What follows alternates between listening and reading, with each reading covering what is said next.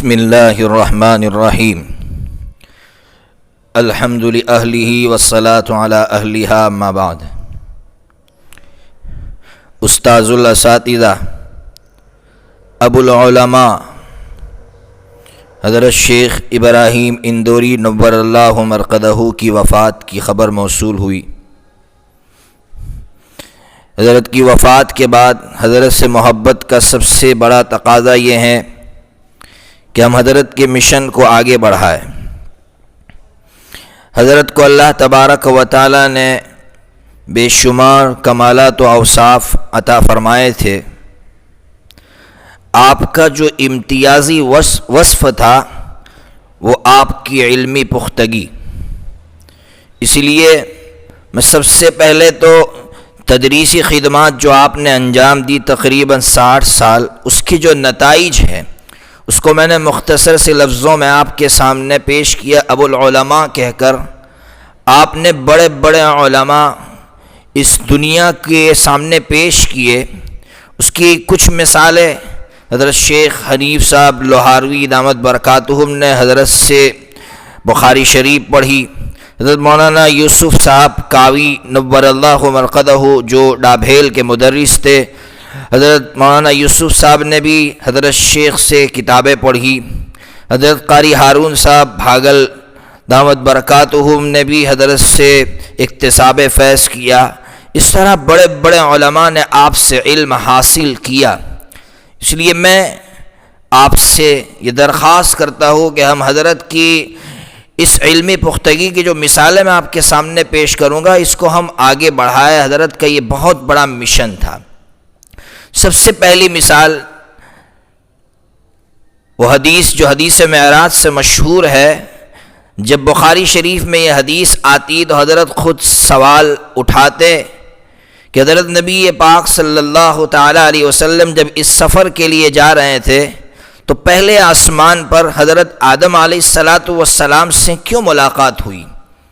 تو حضرت خود جواب عنایت فرماتے کہ جب بیٹا نصاب کی تکمیل کرنے والا ہوتا ہے، یعنی فارغ ہونے والا ہوتا ہے، جو اس کی خوشی کا سب سے بڑا دن ہوتا ہے، اس دن میں اس سے ملاقات کے لیے سب سے پہلے اس کا باپ آتا ہے۔ حضرت فرما رہے ہیں کہ حضرت نبی پاک صلی اللہ تعالی علیہ وسلم کے لیے اس سے بڑا کون سا خوشی کا دن ہو سکتا ہے؟ اسی لیے حضرت نبی پاک صلی اللہ تعالی علیہ وسلم کے استقبال کے لیے سب سے پہلے اگر کوئی شخصیت آئی ہے تو حضرت آدم علیہ السلام کی شخصیت ہے۔ تقدیر کے تعلق سے جب بحث فرماتے تو حضرت فرماتے کہ وہ چیزیں جن کا تعلق شریعت سے ہیں، اللہ تبارک و تعالی نے ان چیزوں میں بندوں کو من وجہین اختیار عنایت فرمایا ہے۔ کلی اختیار تو نہیں دیا، من وجہین اللہ تبارک و تعالی نے اختیار دیا ہے۔ اور وہ چیزیں جن کا تعلق تکوین سے ہے، جیسے کسی انسان کا کالا ہونا، گورا ہونا، مالدار ہونا، غریب ہونا، ان چیزوں میں اللہ تبارک و تعالی نے بندے کو کوئی اختیار نہیں دیا۔ اس کو حضرت مثال سے سمجھاتے تو بات بہت زیادہ واضح ہو جاتی۔ حضرت مثال دیتے کہ ہمارے یہاں سکندر بھائی ہے، اگر محتمم صاحب ان سے کہہ دے کہ جاؤ فلاں طالب علم کو جو کمرے میں سویا ہوا ہے اس کو لے آؤ، اگر سکندر بھائی آ جائیں تو ہمیں اختیار ملتا ہے، ہم آرام سے کپڑا پہنیں گے اور دھیرے دھیرے محتمم صاحب کے پاس جائیں گے۔ اور اگر محتمم صاحب خود آ جائے تو کوئی اختیار نہیں رہتا، ہم دوڑتے ہیں۔ حضرت فرماتے ٹھیک اسی طرح وہ چیزیں جو اللہ تبارک و تعالی نے حضرت نبی پاک صلی اللہ تعالی علیہ وسلم کو واسطہ بنا کر عنایت فرمائی، اس میں اختیارات دے دیے، اور جن چیزوں میں اللہ تبارک و تعالی نے کسی کو واسطہ نہیں بنایا ان میں کوئی اختیار نہیں دیا۔ حضرت سے حدیث ربا میں ایک سوال کیا گیا، جب ہم حضرت سے مسلم شریف ثانی پڑھتے تھے، حضرت سے ایک سوال کیا گیا کہ حضرت نبی پاک صلی اللہ تعالی علیہ وسلم نے ربا کی حدیث میں صرف 6 چیزوں کو کیوں بیان فرمایا؟ حالانکہ اس سے تو بظاہر یہ سمجھ میں آ رہا ہے کہ سود کے مسائل کو حضرت نبی پاک صلی اللہ تعالی علیہ وسلم نے واضح نہیں فرمایا۔ حضرت نے کتنا پیارا جواب عنایت فرمایا۔ آپ سنیے اور سر دھنیے۔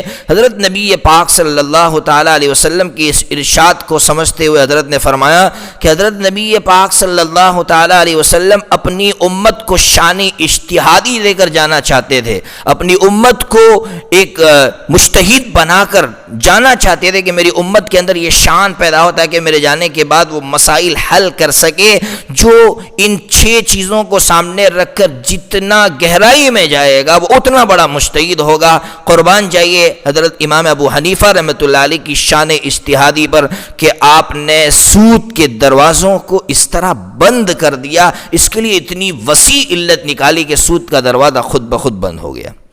یہ حضرت کا ایک مقام تھا، علمی مقام۔ حضرت کے علم مقام کی اور بھی مثالیں جو حضرت کے پاس پڑھے ہوئے طلباء ہیں ان کے پاس ہوگی، بس یہ جو مثالیں حضرت کا ہم لوگ جب عبارت پڑھتے تھے حضرت کے سامنے، مجھے آج بھی یاد آتا ہے کہ جب کوئی طالب علم غلطی کرتا، ہم غلطی کرتے، حضرت اس کا جواب قرآن مجید کی آیت پڑھ کر دیتے تھے۔ مثال کے طور پر اگر کوئی طالب علم قبول پڑھ لیتا تو حضرت فوراً آیت پڑھتے فَتَقَبَّلَهَا رَبُّهَا بِقَبُولٍ۔ مجھے یاد ہے کان کی خبر آئی اور کانا کے اسم اور خبر کے درمیان میں ہوا ضمیر فصل آئی تو میں یہ سمجھا کہ یہ ہوا مبتدا کی خبر ہے، میں نے اس کو مرفوع پڑھا تو حضرت نے فوراً آیت پڑھی ان کان ھذا ھو الحق من عندک۔ حضرت نے یہ آیت پڑھ کر بتا دیا کہ یہ کانا کی خبر ہے۔ اس طرح جب بھی کوئی غلطی کرتا طالب علم تو حضرت اس کا جواب قرآن کی آیت پڑھ کر دیتے یا کوئی حدیث پڑھ کر دیتے تھے۔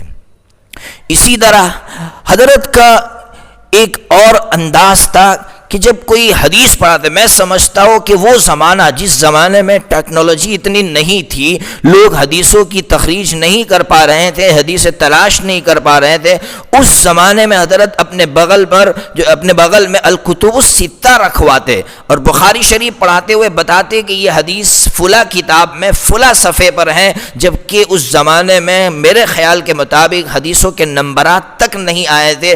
حضرت بتاتے کہ یہ حدیث فلاں کتاب میں اس طریق کے ساتھ بیان کی گئی ہے۔ حضرت متعدد طرق کو واضح فرماتے، مسلم شریف کا جو اسلوب ہے وہ طلباء کے سامنے پیش فرماتے۔ اب بتائیے ایسے علمی پختگی والے افراد کیسے مل سکتے ہیں؟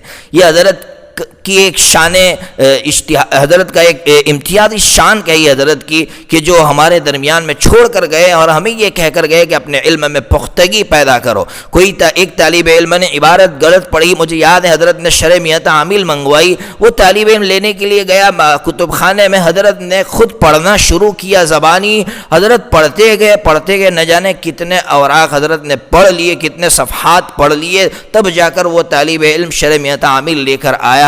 یہ تھے حضرت شیخ ابراہیم اندوری نور اللہ مرقدہ۔ اللہ تبارک و تعالی سے دعا کیجئے کہ اللہ تبارک و تعالی حضرت کو کروٹ جو آپ نے خدمت انجام دی ہے اللہ اس کا بدلہ عنایت فرمائے، اور جیسے حضرت مفتی جنید صاحب دامت برکاتہم نے فرمایا کہ جو اللہ تبارک و تعالی حضرت کے وجود کے اوپر اللہ رحمتیں اتارتے تھے، ان رحمتوں کے سائے میں ہمیں بھی رکھے۔